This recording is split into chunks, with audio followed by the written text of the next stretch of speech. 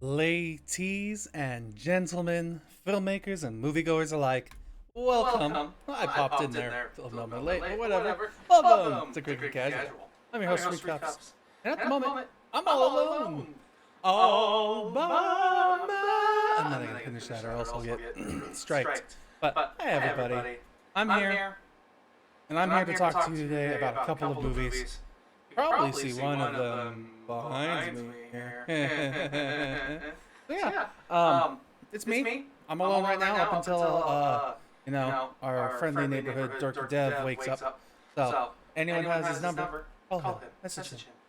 If he's okay, because he won't answer me. But yeah, I will take you guys on a ride of a lifetime today as we talk about movies. And this week I have dubbed it Say Their Names. Appropriate, I feel, and you'll learn why in a little bit. But we're going to start talking today about Candyman from 1992, and then we're going to hop over into Candyman from 2021. So this is going to be exciting. These are both very old films. Well, old. These are classics. Soon to be, maybe? I don't know. The first movie is a classic, one that I saw and I actually had to study a couple of times when I was studying movies in college, and I loved it. For litany of different reasons. I'm trying to sound smart here. Using bigger words. Oh. So yeah. And then we're going to talk about what happened with the direct sequel of Candyman 2021. Sequel, prequel, reboot, bowl. So yeah. Any questions? No? Good. We're getting in here. We're going to start talking about Candyman. Released in 1992, directed by Bernard Rose, written by Clive Barker and Bernard Rose, and starring Virginia Madsen, Xander Berkeley, and Tony Todd. Tony Todd. I'm going to try to pull a dev here and scroll all the way down to the bottom. I tried this last week and I did terrible with it. With a estimated budget of $6 million, with an opening U.S. weekend of $5,404,327 so this might make its money in opening weekend. But so far, has overall gross worldwide of making gross worldwide amount of making. Can't see it because I don't have it prepped right. $25,795,897. So lots of money being grossed off of this movie over the years, and that is understandable because it's a classic. This is a good movie. It's scary at times. It's fun. It has an interesting premise, and it can take you along this ride that you kind of weren't expecting to go on. That being said, this movie is an interesting part in history because 1992. People are afraid of color, and part of the reason why I watched this movie and had to study it is it was a part of the blaxploitation part of my horror studies genre, and it's pretty evident when you watch this movie because as you're watching this movie, you can notice a handful of things like the premise is it's a white woman being chased around by a black man. Additionally, it's not just that she's being chased by a black man. It's the fact that the horror and the scares and the trauma that she's supposed to be going through is she's supposed to be going through the life of your average black person in America, as they are personified as the villains rather than the victims. And you get your horror and your scare from trying to emulate being a person of color as a white person in this movie. That being said, the stuff that we see and the stuff that we get, I still kind of enjoy, and there are a handful of lines that still definitely come to mind when I think about the stuff that this movie talks about and does. Like, one of the lines that this movie talks about, I'm going to paraphrase it here a little bit, is that the you become lore, you become legend, and how the line went, and I'm trying to remember it. How awkward, I should have written this down. And folklore is based off of the fears of the modern society. Like that was something that what Trevor Lyle said as he was teaching up in the class and in front of his student body in this movie, and that's part of the motif of this movie is horror, and all scary movies are in themselves a reflection of what modern society is afraid of. And that's part of why I love horror. And I've talked about this off of the stream. I probably talked about it on the stream.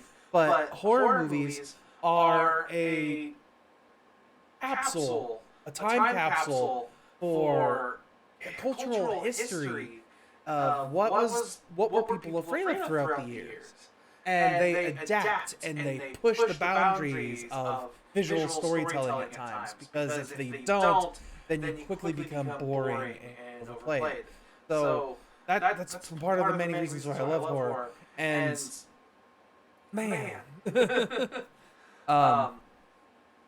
this, like I said, it's part of the blaxploitation era in early 1990s. I mean, I wasn't born yet. I wouldn't be born for another 2 years. But it's true that people are afraid of things, and that's what creates the stories.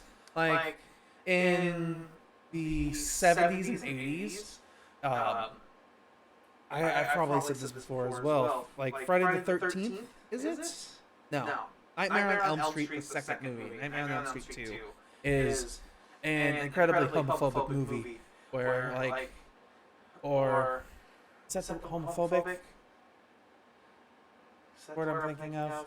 Either way, it personifies the fears of not being it personifies the fears of your innermost nightmares and your innermost demons, where you're like, God, I'm having a hard time saying all this stuff. I really could use death. Not really. This is fine. I'm fine without it. The idea is that in Nightmare on Elm Street, you're afraid, and your innermost nightmares are a part of what chases after you, and it adapts towards you. And there are many moments in that movie where part of the fear is just he is a creepy old man, and another part of the fear is he has these phallic objects that are pressing and intimidating and non-stopping, and they will go through anybody and everybody in their way. And that, but slowly, Freddy Krueger is adapted into more of a pedophilic icon more than anything else, but it makes sense. So, back onto Candyman, though. Candyman is literally, as it sounds, he's a black man with the hook hands and bees and catchphrases is sweets for my sweet, and he is everywhere. The more you know about him, the more he's talked about, the more he could do, and the more he can say. And I need to be careful because I have a mirror in my room. I'm not looking directly into the mirror. I'm technically looking into this, which could be considered a mirror. So if you see a guy with a hook come up behind me, let me know. I'm talking about my camera for people who aren't here in this stream and hearing me. I am looking at my camera. If I say it, good thing these things aren't real. I was talking about that. There's mirrors everywhere in this house. Okay, but getting back on topic and talking about specifically Candyman, I like this movie. Things that I don't like, though, let's talk about that first, because that list can be a little bit shorter. I didn't like the storytelling when it comes to the relationship between Tony Todd and Virginia Madsen, the Candyman, and Helen Lyle, because it is a little weird how anytime that she is in his presence, she goes into this like fugue-like, trance-like state, and she is the only one that this happens to in the entire movie. Everyone else is usually just murdered right off the bat. So there's that. Another complaint could be that I'm pretty sure some would consider this movie a little long. It's only an hour and 40 minutes, but I could see the pacing being a little slow and drawn out, and some people could argue that it's not quite scary, and I could probably agree with them. It's not really scary, but I love the feeling that you get, the tension that you feel when you're watching this movie. I love the acting that we get, especially from Tony Todd. I liked, let's see, what was her name? Vanessa Williams as Anna Marie McCoy. There's a lot of good parts in this movie. Trevor Lyle is an interesting character for sure. Everything's just fascinating because this is a premise film, you know? It's kind of psychological. It's definitely a horror. But it's all about just not being in control and being seen as something that you aren't. And, who knows, and by the end, you become what you're made into, you know? Like, sometimes you become the monster that you told you are because you're being told this thing over and over and over again. So, has an interesting dynamic, or interesting story. So, I mean, I like this movie. I really do like Candyman. So, I would definitely recommend watching it. If I, seeing as Deb's not here, I had to give this movie my popcorn ratings. I'm going down here. Where is me? 3 cup ratings. There we go. So if I had to give a rating to the original Candyman, I would probably give this movie a 7.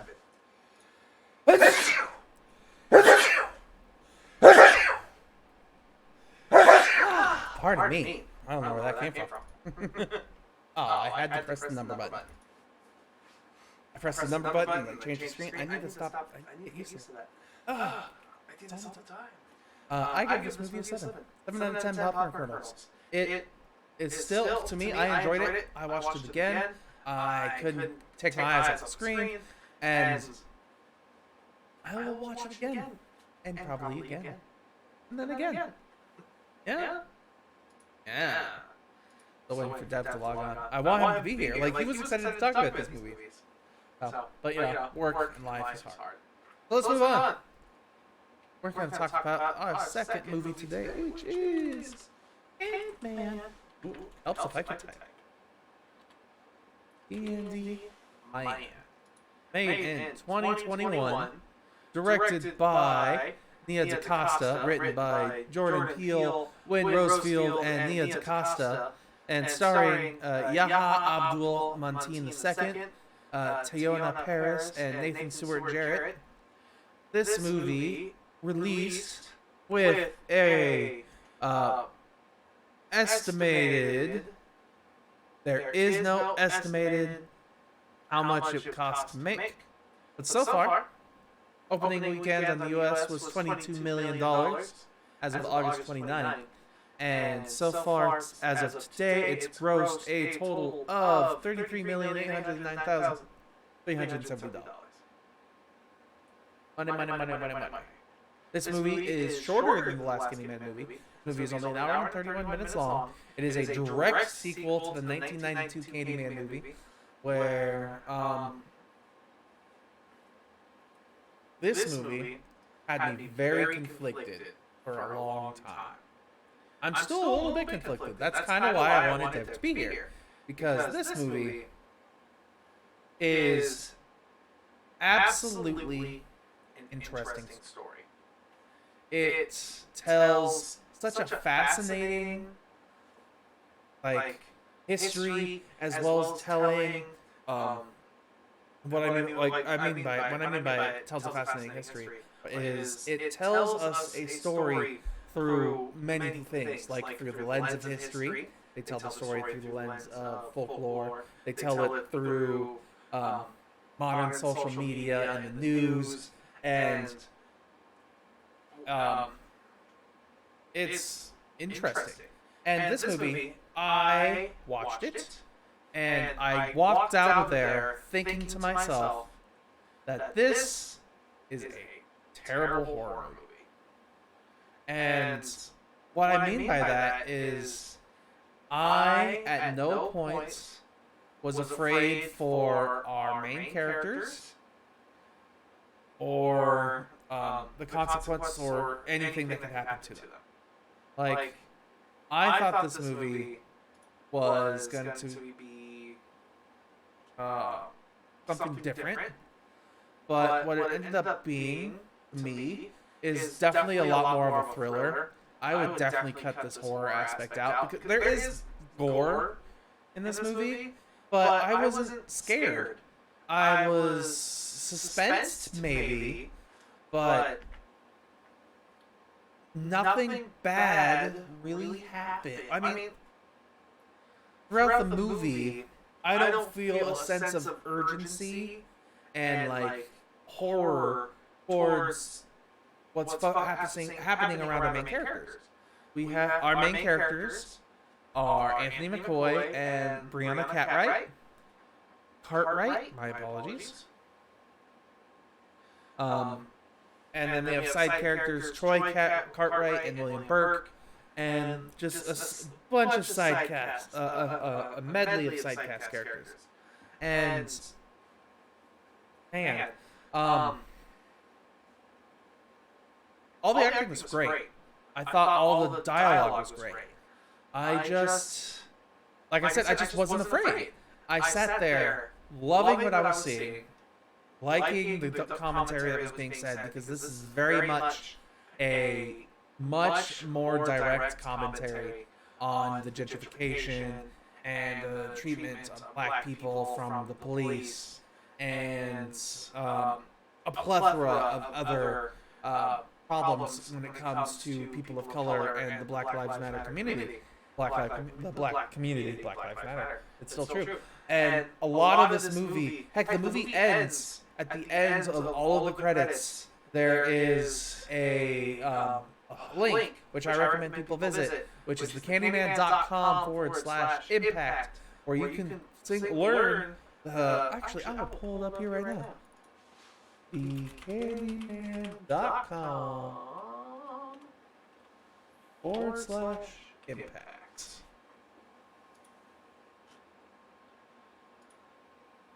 There we go, and then it loads here. Social impact of black horror. Roundtable experts, resources. So yeah, there's this whole website here of the impact of black horror and what's going on in the black community, and why Candyman was adapted to the story that it was today. Because it's a great story, like I said, but I just wasn't scared. And a lot of the things that I like that they did are, I liked the camera work, I liked the sound design. The sound design is really what pays it off. Some of it I thought was interesting too, was they had the history points, and there's an end credits animation. It's not really like it's not a scene or a sequence or anything. It's just an animation of the story being told through a different way, like shadow soliloquy puppetry animation, and that is super interesting. I love the visual aspect of it, especially because they were using shadows to tell the story, and using only shadows, everybody looks the same. So there's an interesting commentary going on there, but like I said, I just wasn't scared. The main character is Anthony McCoy, and some people might know what that means immediately. Some people might not know what that means immediately. He's an important character in this movie, and his journey is probably the one that's the most tragic, and that's supposed to be the point. But I feel like a big part of this is they dropped the ball on some of the stuff that they were trying to explain and talk about. Like I said, police violence is one of the things that comes up in this movie. and it feels like that police violence part is shoehorned in, especially at the end. It's talked about in dialogue, but cinematically seen, we only see it at the very end of the movie. And that end of the movie is a complete tone shift.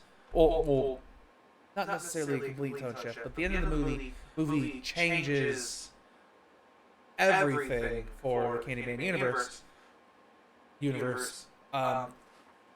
And it's,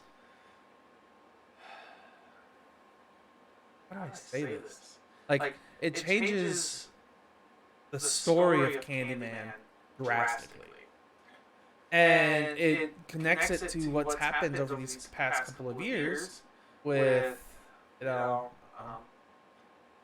George Floyd and Breonna Taylor and a plethora of other people who really shouldn't have had these problems.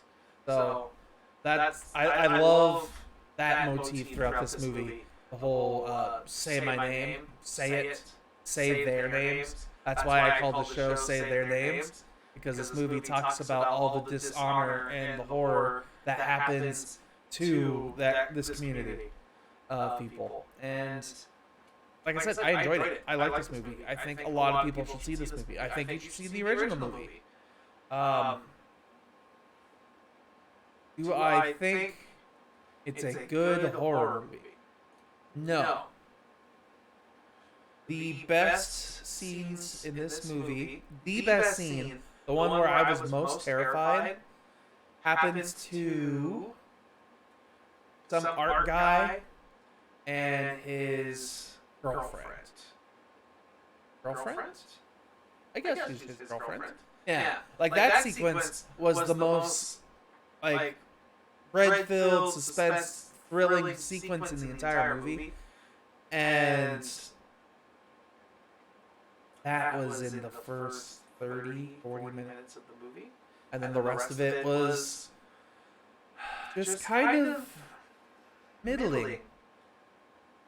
So I would watch it for the great story that it tells, but I wouldn't watch it if you want to be scared. Which is kind of disappointing. For me. So, if I were to give this movie my popcorn ratings from a 6, or sorry, from 0 out of 10, I would give this movie a 6. I hit buttons again, didn't I? I'm an idiot. So, yeah.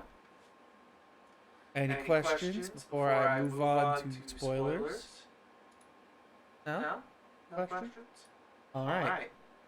Hang on. I can do this. I can do this. Hold up. Morse code for...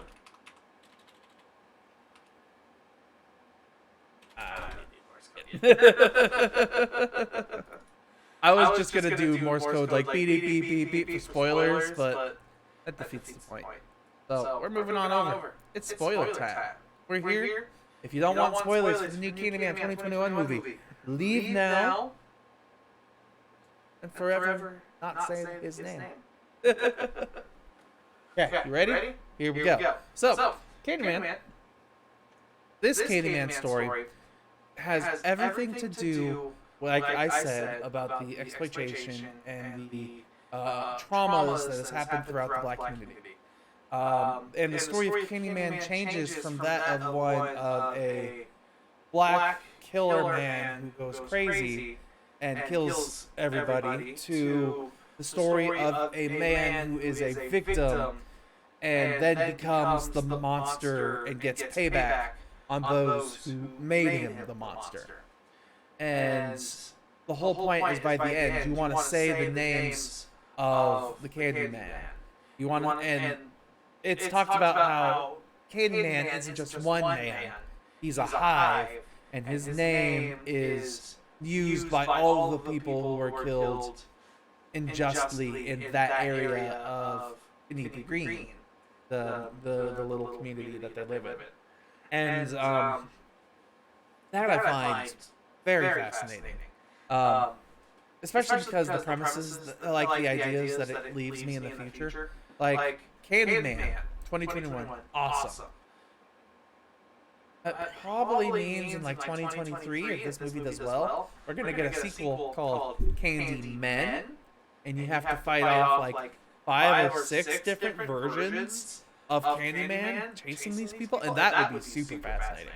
But in this movie, we get awesome cameos brought back because our main character, if you caught it, his name is Anthony McCoy, and remember the lady character in the first movie? Not Helen Lyle, but Anna Marie McCoy. And in the first movie, spoilers for the first movie, by the way. Also spoilers for the first movie. Anna Marie McCoy has her baby abducted from her from Tony Todd's Candyman. You get the yeah. And Anthony McCoy's the child. He's all grown up. Some an artist telling the story of Candyman, and he slowly becomes obsessed with it because he's stung by a bee. And this is also a part of the story I forgot to talk about that I was a little disappointed by, because he has this bee sting, and then it spreads up his entire body, and nobody does anything about it at all. Like, there's body horror sequence scenes where he's picking at the bee sting, and it looks grotesque and nasty, because we have to have a moment of nastiness, because this is supposed to be a scary movie. But like, why was nothing ever done about it? And this character, Anthony McCoy, he's going crazy throughout this whole movie because he thinks he's invoked Candyman. He's brought him back to light and has released him on the world, and feels awful about it. And Brianna is freaked out by Anthony because Anthony is like, I did this awful thing. I need to fix the world. I need to fix what I've done. And she's like, you're going crazy. Candyman's not real. These people are dying by coincidence. And by the end of it all, like, we learned that... sorry, there's also a character in here that I never told you guys about. Named Sherman Fields. At the beginning of this movie starts with young Sherman, I believe. Let me double check IMDb here. Is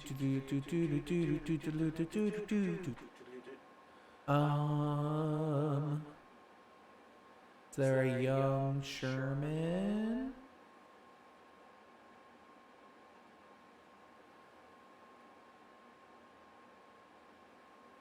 I don't need young Brianna.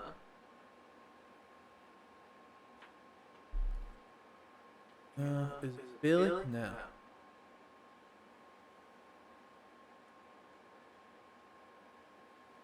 Huh.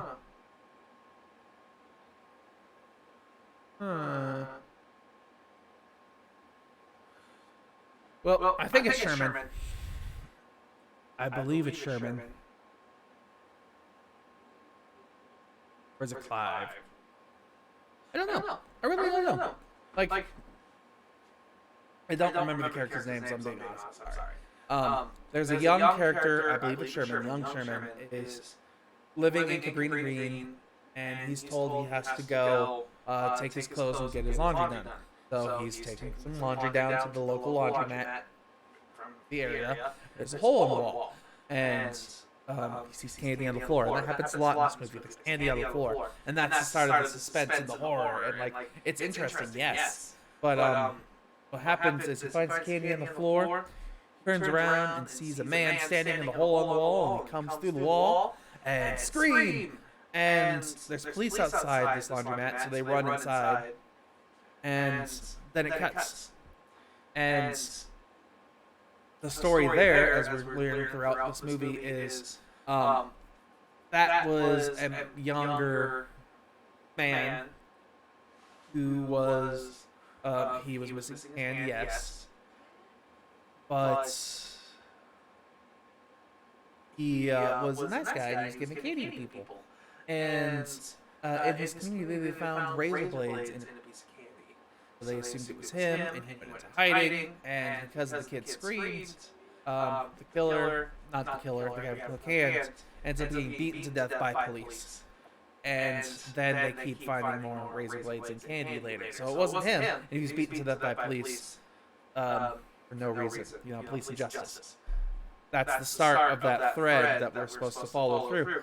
And then we jump a couple of years into the future, where as soon as Anthony starts introducing his paintings and his works to the world, and people start dying, every time a death happens related to Candyman, his name is also brought up. And this is part of where I think they dropped the ball a little bit, because they should have added more of the cops interfering and getting in the way with Anthony's life, I feel. Especially because a lot of the people are dying around his paintings and things around him, and he's never seen interacting with the police at all directly. And I feel like that's a major failure in this movie. Well, not a major failure. It's like they could have added, like I said, this movie's only an hour and 30 minutes long, hour and 40 minutes long. They could have added another 20 minutes of runtime to add in more interactions with the police. And at least with Anthony, because like I said, it's constantly brought up. And then as we're going throughout the movie ends with Anthony and his super scarred up, beasting body being entranced by Candyman, I guess, and taken by whoever the guy working at the laundromat is, either Sherman, or it's Clive, or it's William. No, it's not William. Either Sherman or Clive. I don't know. But one of those two are working at the laundromat, and they were that young boy who heard the scream, or had the scream and saw the cops kill the guy with the hook hands. And then the guy with the hook hand became a Candyman. And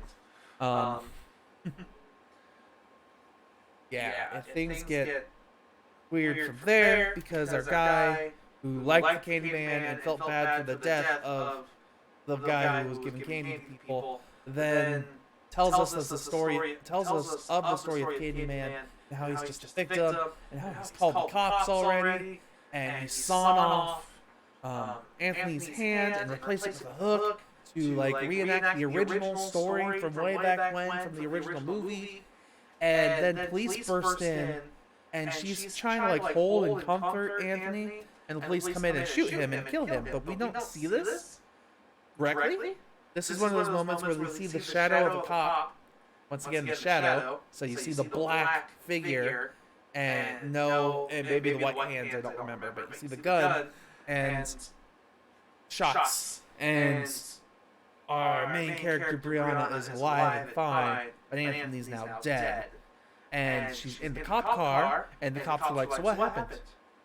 Either you tell us what happened, or we'll tell you what happened. And there's this like power dynamic where they're trying to enforce what they think should happen here, because it fits their narrative better. And to turn the narrative around, she calls out Candyman's name, says it 5 times, and he appears, kills all the police, and then whammo blammo, Tony Todd reappears in all of his glory and tells her to tell the story of Candyman. Which, I mean, of course makes sense. He wants people to know his name so he can forever live. But, sorry,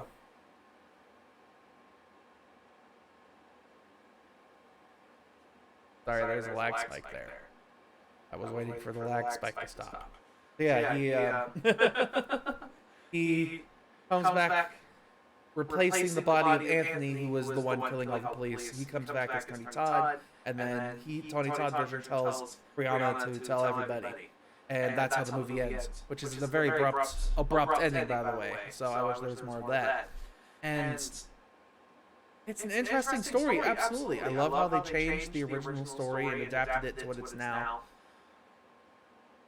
But I also feel like it was missing a lot of horror and suspense. And a lot of the horror that happens is from the people around our main characters, not our main characters. Except for the transformation of Anthony.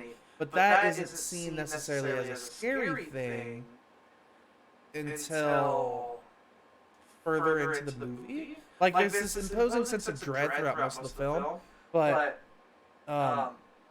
the jump scares that we get are from his reflection in the mirror. The damn internet connection. And those reflections then become the Candyman, and that's where a lot of like the scares come from, with the direct interaction between our main character and the Candyman mythos. But everyone else, like, you know, they literally just like they're around you. They say the thing and then they die. I mean, it leads to some really interesting scenes. Like I said, I liked scene in the art house with the art director and his girlfriend as they are in the projectors and the mirrors and the art, and they say the myth, and then Brianna finds them the next day and they're dead. And then I liked the high school bathroom scene because it was fun to see how they shot it and choreographed it. But once again, we didn't get to see the scary part from we didn't get to see the scary part from the perspective of the people dying. We got to see it from further away. And that was the part that kind of bummed me out. Because, I mean, the Candyman's supposed to be this scary enigma force. But I feel like a big part of how they portrayed him in this movie, how he was cinematically filmed, was to put in the suspense of which version of the Candyman is doing the killings. Are Anthony Mackie doing the killings?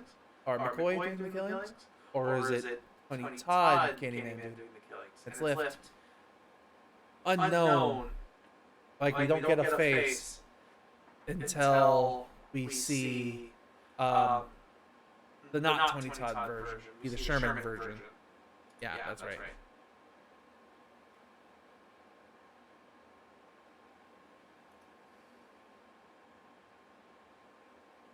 Yeah, Sherman is actually the Candyman. I think Billy's supposed to be the... I have no idea. I'm really bad at names, man. So, but yeah, you get the idea, right? Where like, it's all about the justice and saying their names and telling the story, and it's great. It is great. But I just wish they kept more scares in the movie. Oh, great message and a great story. Oh. Yeah. Any questions? No? Oh, one thing I did want to talk about is a lot of this movie is mirror work, of course, because, you know, mirrors and this is his name and whatnot. But I like how a lot of stuff is reflected in altered mirrors. So, yeah. I got nothing else on Candyman, honestly. Kind of hoping Deb would wake up, but guess he's not going to make it for this show. Me, myself, and I, for the first time. I wanted to keep our record going. We've only ever had 2 shows that we've missed. I wasn't going to make it a third. We are going to keep up with our presentations, goddammit. And I can do this. This isn't a bad show. I actually like this show, so yeah. People. Yeah. All right, we're moving on to the news. This is the part where I should get most go, but I'm not going to. But we're in the news and wrap up. All right. So, I like always, I don't really have any major news plans because I wasn't really looking. Shang-Chi came out, Marvel stuff. I actually saw it today. I'm excited to talk about it on Monday because, hey, that's the news. Our next month's movies. Oh boy. So next week specifically, we're going to talk about Rumble in the Bronx. And then we're going to talk about Shang-Chi and the Legend of the Ten Rings. I'm really excited for that. That's going to be fun. I hope you are excited too. Be prepared.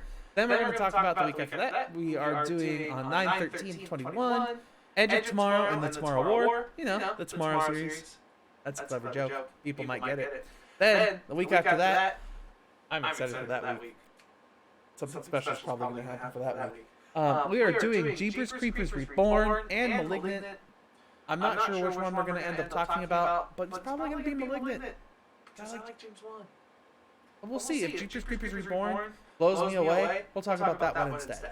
And then the week after that, the final week of the month, we are going to talk and watch Amazon, The Amazing Spider-Man, and Venom 2, Let There Be Carnage. So yeah, that's our lineup for next month. And talking about other news, like Shang-Chi came out. I watched it today. I'm really excited to talk about that next week. Let's see.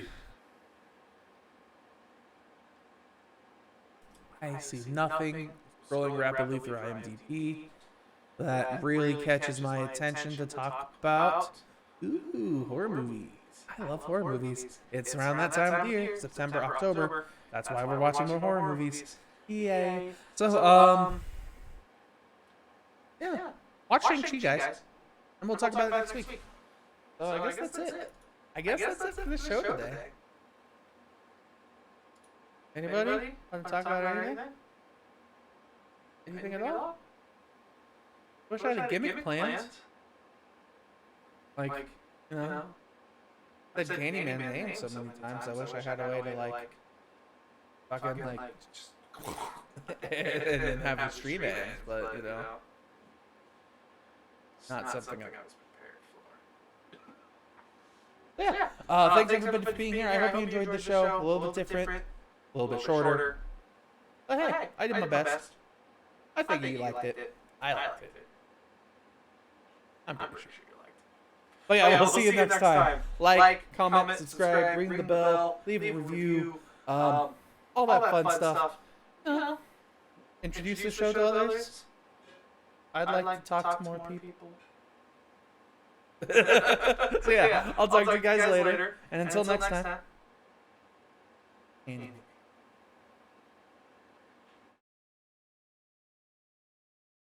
Oh my god! I'm just kidding. Bye, everybody.